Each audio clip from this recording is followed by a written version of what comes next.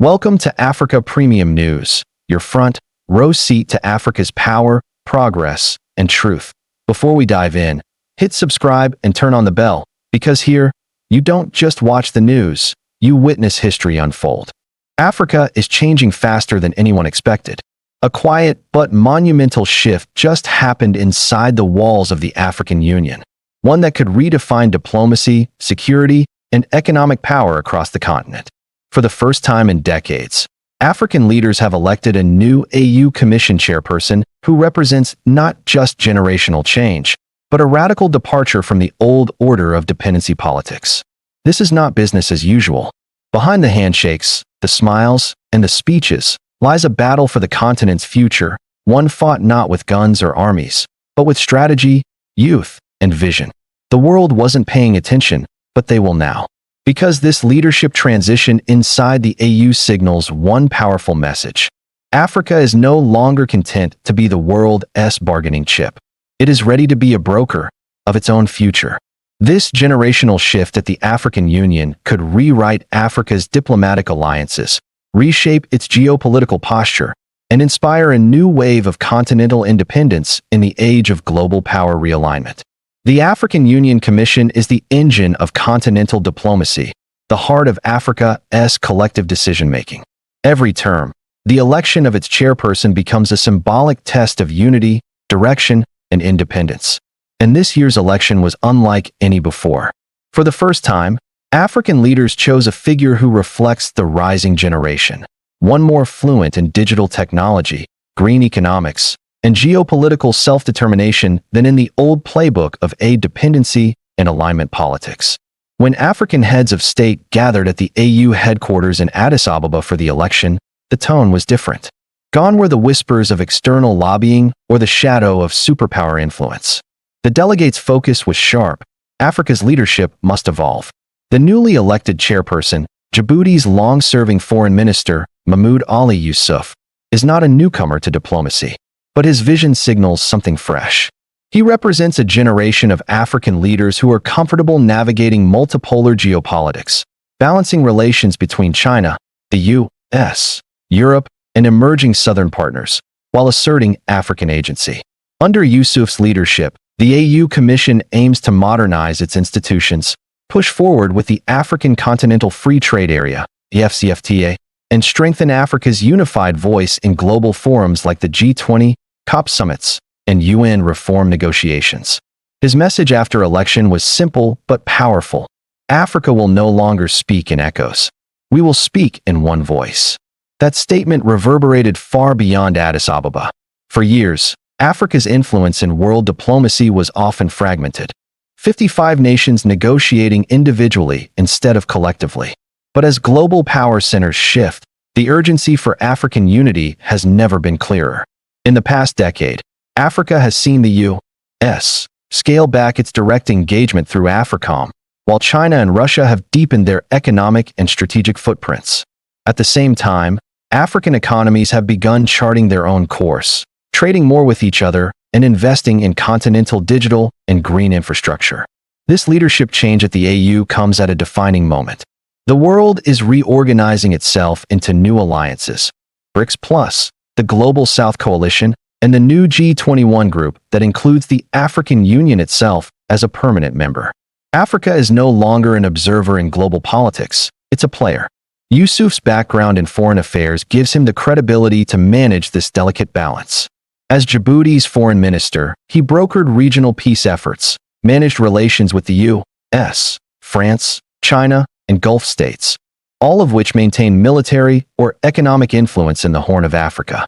This geopolitical experience makes him an ideal figure to guide Africa through the next decade, one where Africa's resources, technology, and population will define global trends. The leadership transition also marks a generational shift within the AU bureaucracy itself. Many of the senior technocrats who helped establish the AU in the early 2000s are stepping aside for younger professionals, African economists, engineers, and digital strategists who understand the challenges of the 21st century, cybersecurity, climate adaptation, and inclusive growth. Experts at the African Development Bank and UNICA believe this change could make the AU more efficient and responsive to its member states. A younger commission means less bureaucracy and more innovation. From a financial standpoint, the AU is also reforming how it funds itself.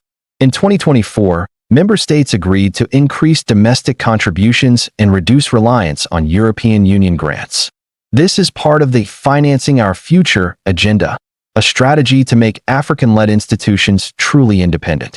If implemented successfully, it could transform the AU from a symbolic forum into a real powerhouse of economic coordination. Beyond policy, this election carries deep psychological meaning. For decades, African diplomacy was seen as reactive, responding to crises, coups, or foreign interventions. But the tone is changing. The new AU chairperson's inaugural address focused not on conflict, but on innovation, industrialization, and energy transition. He cited Africa's $1 trillion green industrial opportunity, from solar and wind power in the Sahel to critical minerals in the Congo Basin. He emphasized that Africa's young population and technology hubs can position the continent as a global supplier of both clean energy and digital intelligence. Global reactions have been cautiously optimistic. Western governments view the new leadership as a chance for re-engagement, while China and Russia see an opportunity to deepen their strategic partnerships under a more assertive, confident AU. The European Union has already proposed new joint programs under the EU-AU Green Deal, aimed at co-investing in climate resilience and digital infrastructure.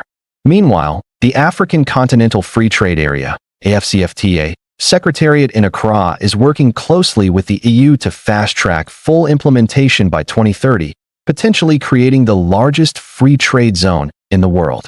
Economically, the numbers are staggering.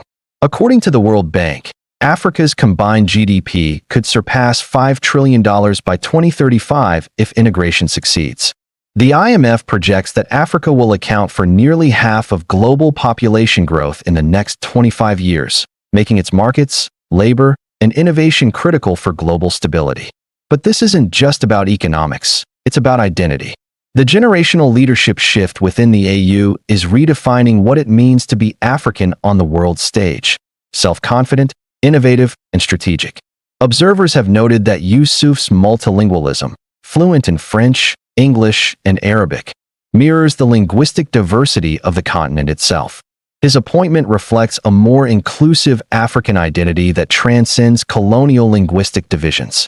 As Africa enters this new era, challenges remain, from insecurity in the Sahel and Sudan to economic recovery post-COVID and climate shocks. Yet the direction is clear. The continent is asserting its agency like never before. In the coming years, Africa's diplomatic power will depend not on external aid, but on internal unity. And this election at the AU may be remembered as the turning point when that transformation began. The African Union now faces a test. Can it turn ambition into tangible progress?